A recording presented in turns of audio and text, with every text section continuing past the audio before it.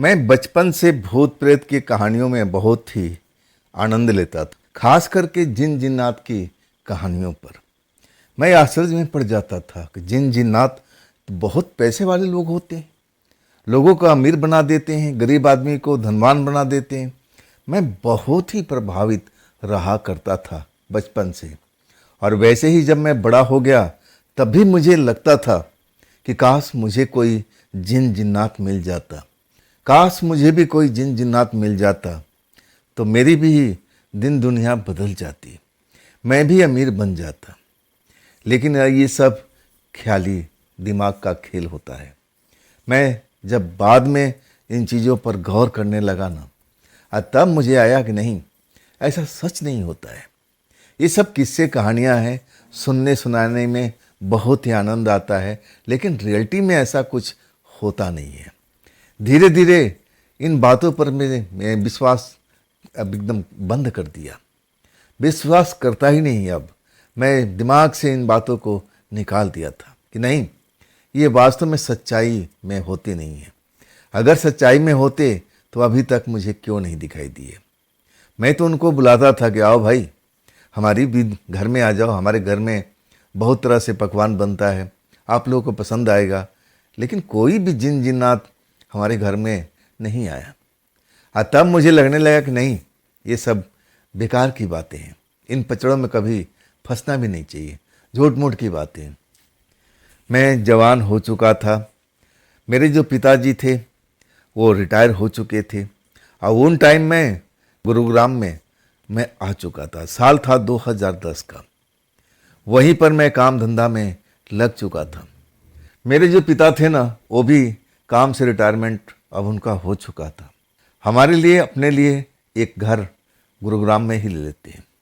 घर पुराना होता है लेकिन सही जगह पर था, और आने वाले टाइम में उसकी कीमत बढ़ने वाली थी।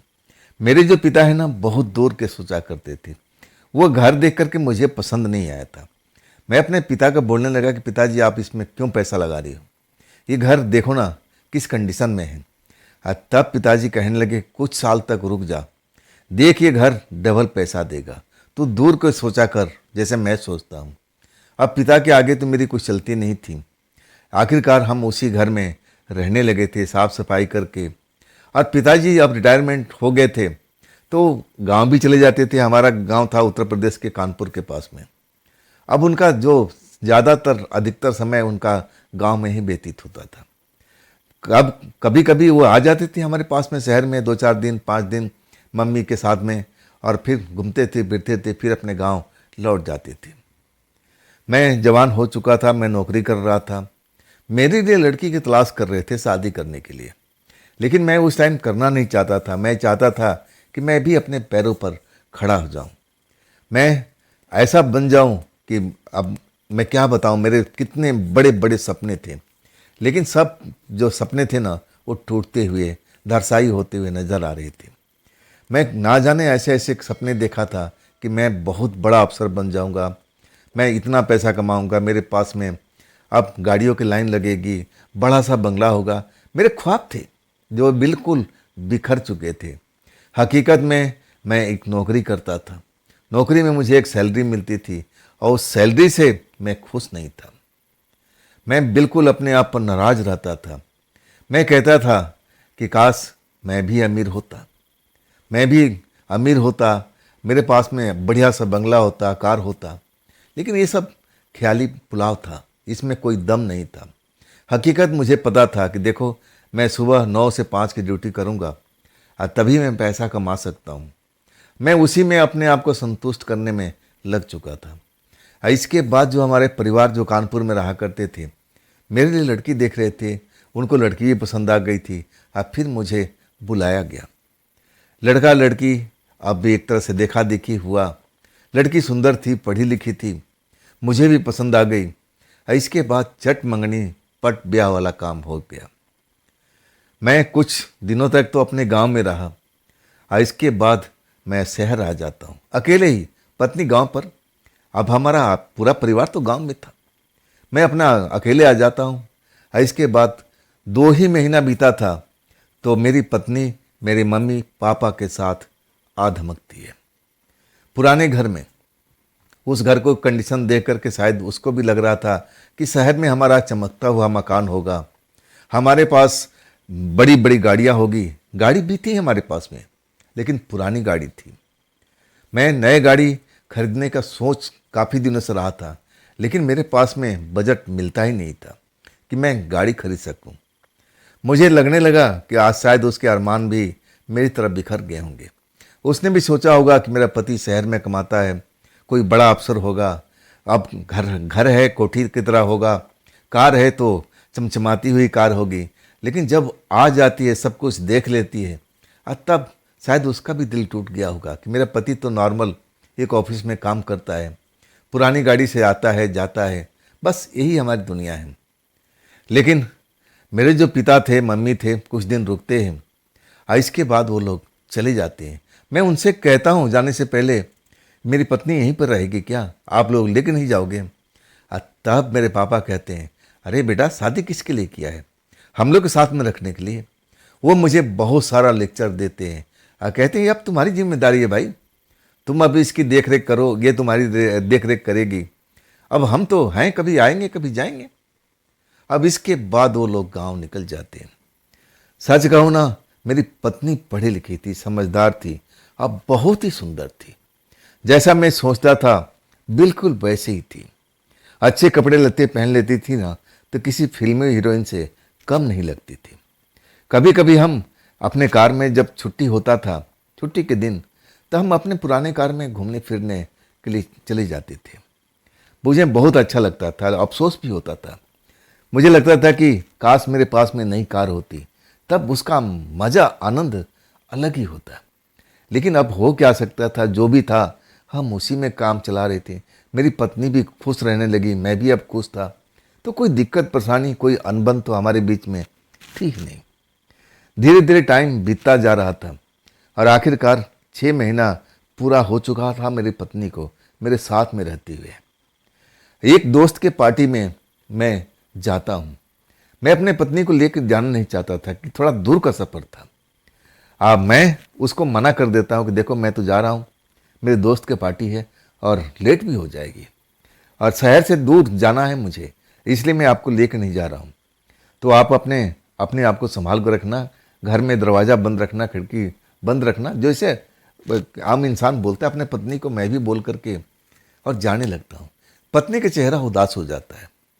उसका उदास चेहरा देख करके मैं थोड़ा पिघल गया। मैं कहने लगा कि अगर ठीक है तुम चलना चाहती हो तो फटाफट तैयार हो जाओ। मुझे लग गया कि शायद वो मेरे साथ में जाना चाहती है, अब इस पुराने घर में अकेले रहना नहीं चाहती, शायद डरती होगी। मुझे तो डर नहीं लगता था उस घर में, लेकिन मेरी पत्नी घबराया करती थी। मैं उसको चेहरे को देखता था, जब मैं आता था ऑफिस से तब वो बड़ा चहकने लगती थी, खुश रहने लगती थी। आखिरकार मैं अपनी पत्नी को बोलता हूँ कि जल्दी से तैयार हो जाओ, नहीं तो हम लोग लेट हो जाएंगे।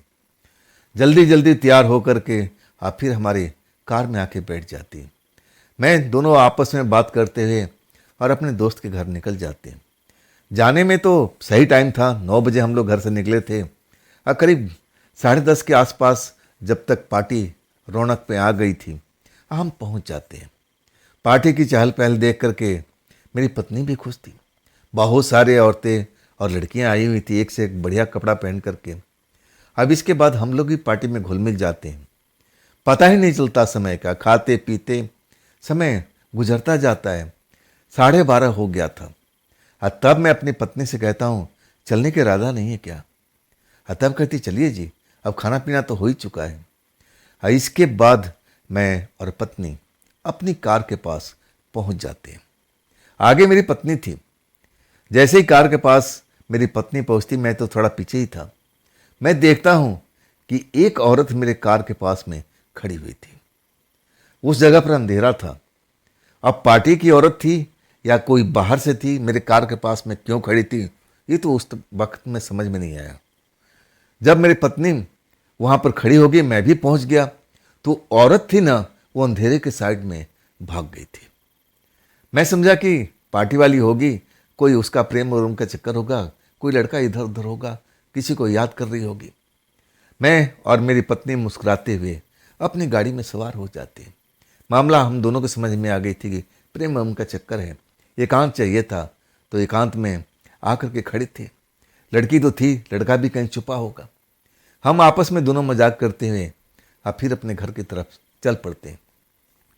घर पहुंचते हैं, ताला खोलते हैं। तब तक सब कुछ सही था। मेरी पत्नी भी खुश थी, मैं भी खुश था।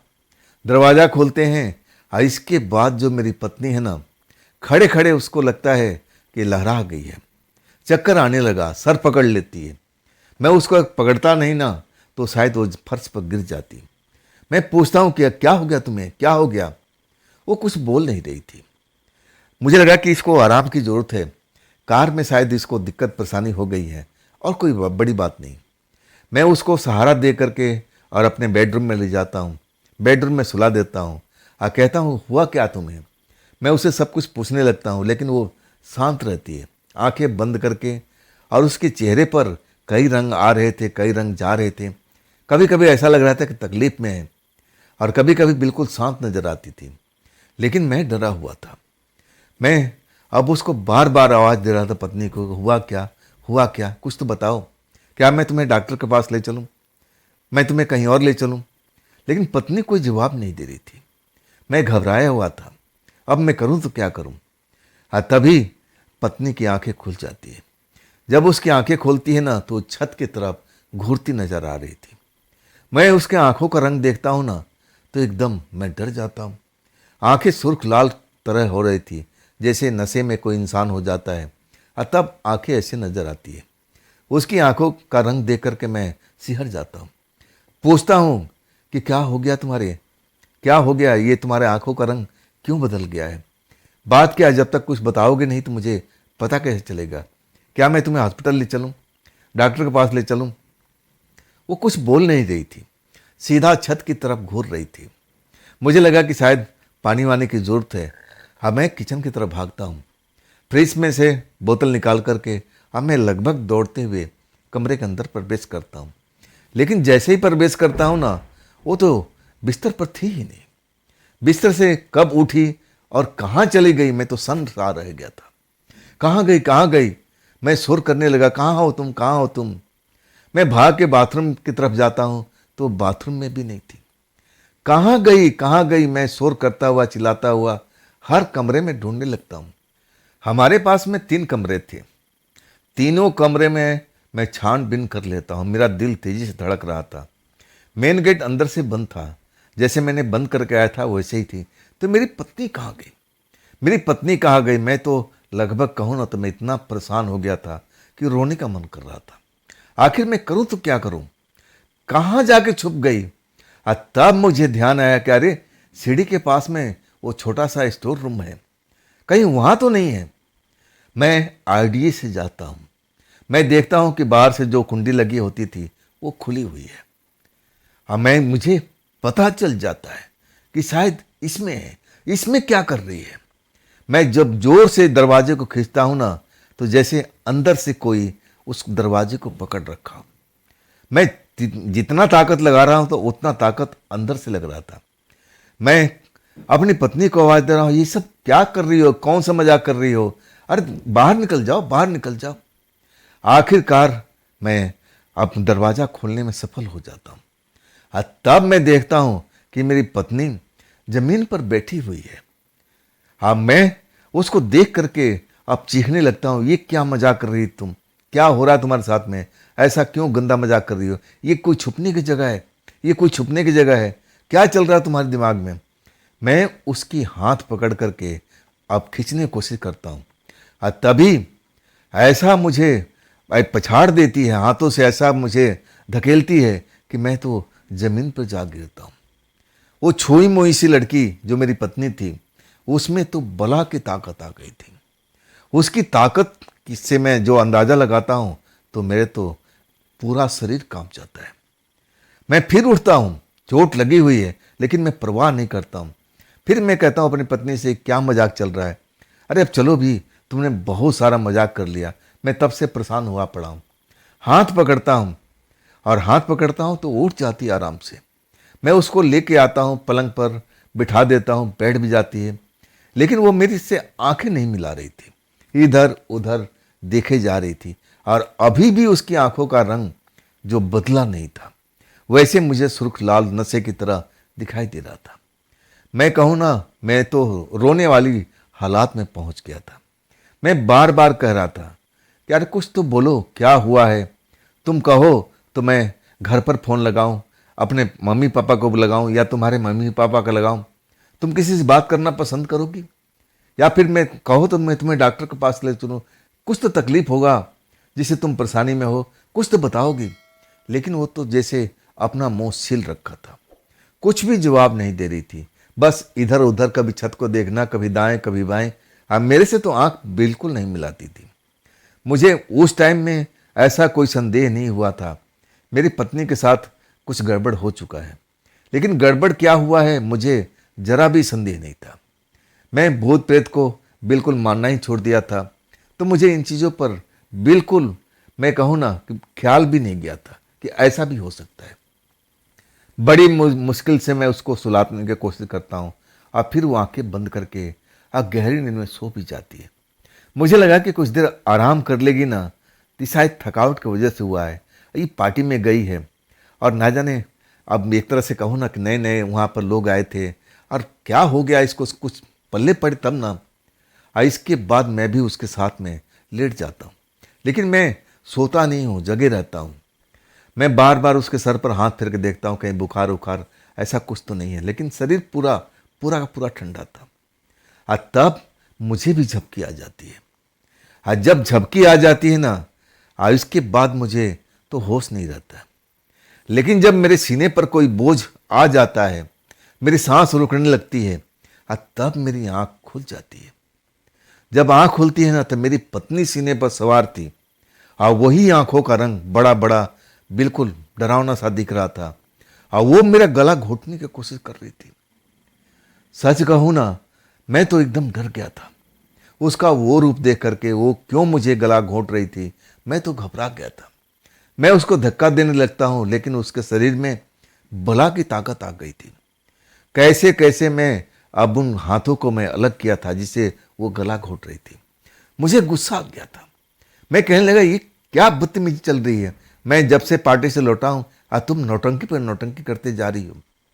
और तब वो मेरी तरफ घूर के देखती है, मेरी आंखों से मिलाती है, पहली बार ऐसा करती है।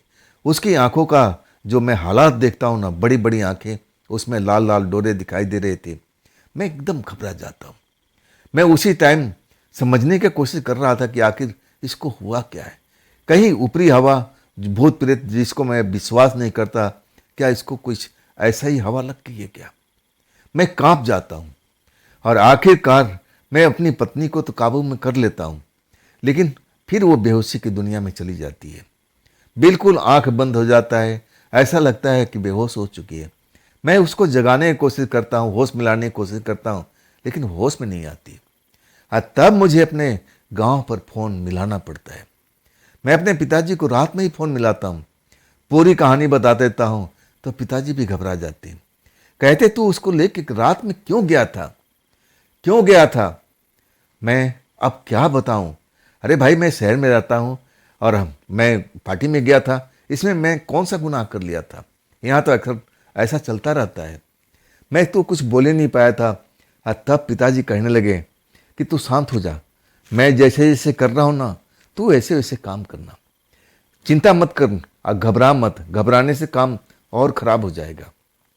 मैं कहता हूँ, पिताजी मैं करूँ क्या, इस टाइम मुझे कुछ नहीं सूझ रहा है, आप बताओ आप बताओ। और तब कहते हैं, जैसा मैं कह रहा हूँ वैसा तो करते जा। मैं कहता हूँ, मैं करूँ क्या, पहले तो आप तो बताओ। कहते हैं, मंदिर में जा। मंदिर वाला घर था हमारा, जो मेरी मम्मी पापा पूजा किया करते थे, और उनके जाने के बाद मेरी पत्नी ने वो पूजा को संभाल लिया था, वही पूजा पाठ करती थी। मैं अभी तक ये पूजा पाठ के काम में कभी मैं लगा ही नहीं था। मेरे पापा कहते हैं, मंदिर घर में जा और देख, वहाँ पर गंगा जल की शीशी बोतल पड़ी होगी, और वो बोतल को उठा करके उस कमरे में चल, अब मैं बताते जा रहा हूँ और तू वैसा वैसा करते जा। मैं भागता हूँ, मंदिर घर में पहुँचता हूँ, बोतल ढूंढने में भी टाइम लग जाती है। मैं जब आता हूँ तो मैं घबराया हुआ कमरे में दाखिल होता हूँ, तो पत्नी उसी हालत में लेटी रहती है। मेरे पिताजी कहते हैं बोतल मिल गया। तब मैं कहता हूँ हाँ मिल चुका है। बोतल का ढक्कन खोल और उसमें से गंगा जल अपने हाथ में, दाहिने हाथ में निकाल ले। अब मैं मंत्र पढ़ रहा हूँ और उस मंत्र को तू दोहराते जाना। और इसके बाद मेरे पिताजी फोन पर ही मंत्र पढ़ने लगे और उस मंत्र को मुझे दोहराना था और इसके बाद ऐसा ही कुछ देर तक चलता रहा था। अब फिर पिताजी कहते हैं कि इस गंगा जल को अपनी पत्नी के चेहरे पर, होठ में, कान में, सर पर, अब हर जगह इसको फैला दे, डाल दे। मैं वैसा ही करता हूँ। सर पर डालता हूँ, बिल्कुल होश में नहीं आती। अब उसके चेहरे पर डालता हूँ, तब भी होश में नहीं आती। लेकिन जब कान में एक आध बूंद पड़ता है ना, तब वो कनमनाने लगती है, कनमनाने लगती है। कुछ बोलने की कोशिश कर रही थी, बुदबुदा रही थी, लेकिन मैं समझ नहीं पाया था कि क्या बोल रही है। मैं कहूँ बहुत डरा हुआ था। मेरे पिताजी कह रहे थे कि हाँ कुछ असर हुआ, होश में आ रही है। तब मैं कह रहा हूँ होश में तो आ रही है, लेकिन कुछ बड़बड़ा रही है, कुछ बुदबुदा रही है, जो मुझे कुछ समझ में नहीं आ रहा। तब कहते हैं कुछ देर शांत रह, गंगा जल असर कर रहा है। अब ये तू सुन कि क्या क्या रही है, उसको आवाज़ को पहचानने की कोशिश कर, शब्द जो बोल रही है उसको तू समझने की कोशिश कर, अब मुझे बता। मैं काफ़ी ध्यान देने लगता हूँ और वो बड़बड़ा रही थी, मुझे कुछ पल्ले नहीं पड़ रहा था। तब एक शब्द मुझे जरूर समझ में आया था। वो कह रही थी कि मैं इसको छोड़ूंगी नहीं, छोड़ूंगी नहीं इसको। ये शब्द मैं अपने पिताजी को बताता हूँ और तब पिताजी कुछ देर के लिए शांत हो जाते हैं, जैसे एकदम कुछ बोल ही नहीं रहे हो। मैं हेलो हेलो हेलो करता रहा हूँ, पिताजी आप सुन रहे हो, आप सुन रहे हो। लेकिन कुछ देर के बाद पिताजी की आवाज़ आती है। कहते हैं बेटा जिस बात का संदेह था ना, वही बात हो गया है। तुम्हारी पत्नी के ऊपर में कोई साया सवारी कर लिया है। ये जो साया सवारी किया है ना, कोई भूत प्रेत नहीं है, ये जिन जिन्नात के परिवार से है। तुमने पार्टी में वहां पर कुछ ऐसी औरतों को कोई देखा था? मैं ध्यान करने लगा। पार्टी वाली जगह पर मुझे ऐसा कोई औरत नजर नहीं आई थी जिस पर मुझे शक हो सके। लेकिन अगले पल मुझे याद आता है कि गाड़ी के पास जब मेरी पत्नी जा रही थी, तब वहां पर एक औरत खड़ी हुई थी अंधेरे में। मैं बताने लगता हूं कि पिताजी जैसे मेरी पत्नी पहुंचती है ना, तो अंधेरे में गायब हो गई थी। पिताजी कहते हैं बस मैं समझ गया था। समझ तो मैं गया था, लेकिन अब कन्फर्म हो गया है, वो जिन्नात परिवार से है और वो तेरी पत्नी को अब एक तरह से सजा दे रही है। उसकी आत्मा को निकाल कर ले जाना चाहती है। अब तो मैं बुरी तरह से घबरा गया था, मैं बुरी तरह से डर चुका था। मैं कहने लगा क्या बात कर रहे हो, क्या बात कर रहे हो, ऐसा हो सकता है क्या? तब पिताजी कहने लगे मैं दूसरा मंत्र पढ़ता हूँ, ध्यान से सुन, गंगा जल हाथ में निकाल ले। मेरे पिताजी मंत्र को पढ़ते रहे, मुझे उस मंत्र को दोहराना था। गंगा जल मैंने हाथ पर निकाल लिया था। मैं भी उस मंत्र को पढ़ रहा था जैसे पिताजी मुझे बता रहे थे, मंत्र को दोहरा रहा था। मैं कभी भी ऐसे संकट में कभी फंसा नहीं था। मैं जानता था कि पिताजी पूजा पाठ करने वाला इंसान है, लेकिन मुझे नहीं ये पता था कि वो तंत्र मंत्र का जानकार भी है। मुझे पहली बार इस चीज़ को महसूस हो रहा था। पिताजी मंत्र पढ़ते जा रहे थे और मैं उस मंत्र को दोहरा रहा था। जब कुछ देर हो जाता है तब पिताजी कहते हैं अभी भी वो बड़बड़ा रही है क्या? मैं कहता हूँ हाँ, कभी कभी तो शांत हो जाती है, अब फिर बड़बड़ा रही है वैसे ही। मैं इसको लेके जाऊंगी, मैं इसको लेके जाऊंगी, अपने साथ लेके जाऊंगी। मैं अकेले रहती हूँ ना, अब हम दोनों मिलकर उसी जगह पर रहेंगे। तब पिताजी कहते हैं कि देख मामला हाथ से निकलता जा रहा है, तू जल्दी कर, ये जो गंगा जल है ना, इसको चेहरे पर अच्छी तरह से लगाते। आज लगाने के बाद थोड़ा सा इंतजार कर, अब फिर क्या होता है मुझे पूरी बात को बता। मैं ऐसे ही करता हूँ, जैसे बड़बड़ा रही थी मैं उसके चेहरे पर गंगा जल रगड़ देता हूँ। अब इसके बाद मैं थोड़ा दूर हट करके देखने लगता हूँ। आज मेरी पत्नी से मुझे काफ़ी डर लग रहा था। जिस हालात में थी ना, मैं घबराया हुआ था। मैं भूत प्रेत को कभी मानता था और नहीं भी मानता था, दोनों चीज़ें थी। जब मैं जुआ हो गया, बचपन में बड़ा इंटरेस्ट लेके कहानी पढ़ा करता था, मुझे लगता था कि भूत प्रेत होते हैं। लेकिन जब जुआ हो गया तब मुझे लगने लगा था कि नहीं, भूत प्रेत नहीं होते हैं। लेकिन आज मैं इन चीज़ों को देख रहा था, अपनी आंखों से देख रहा था। और वो भी दूर नहीं, मेरी पत्नी के शरीर में ऐसा कोई भूतनी, या सच कहें जो मेरे पिताजी बता रहे थे कि कोई जिन्नात की जिन्नी लड़की है जो हमारे पत्नी के अंदर में अब घुस चुकी है, और वही तकलीफ दे रही है, और वही सब समस्या का कारण बनी हुई है। मैं बुरी तरह से डरा हुआ था, और आखिरकार जब वो गंगा जल उसके चेहरे पर पड़ता है तब वो शांत हो जाती है, बिल्कुल बेहोशी की हालत में हो जाती है। मेरे पिताजी उधर से फ़ोन पर मुझे निर्देश दे रहे थे, पूछ रहे थे कि आखिर अब क्या हुआ। तब मैं कहता हूँ पिताजी वो तो फिर जैसे पहले बेहोशी में थी वैसी हो गई है, मुंह खुला हुआ है, आंखें बंद हुआ पड़ा है, धीमे धीमे सांस ले रही है। मैं घबरा हुआ था। मैं पिताजी को कहता हूँ कि पिताजी मैं डॉक्टर के पास ले जाऊँ, हॉस्पिटल ले जाऊँ। तब वो मुझ पर चिल्लाते हैं, क्या करेगा वहाँ ले जा करके, वहाँ कोई इसका इलाज नहीं होगा। अब मैं जो मंत्र पढ़ाऊँ ना, इससे इसको फर्क आएगा, कुछ देर इंतजार कर, देख धीरे धीरे धीरे अब ये लौट आएगी। मैं इंतजार करता रहा, उधर फ़ोन लाइन चालू था।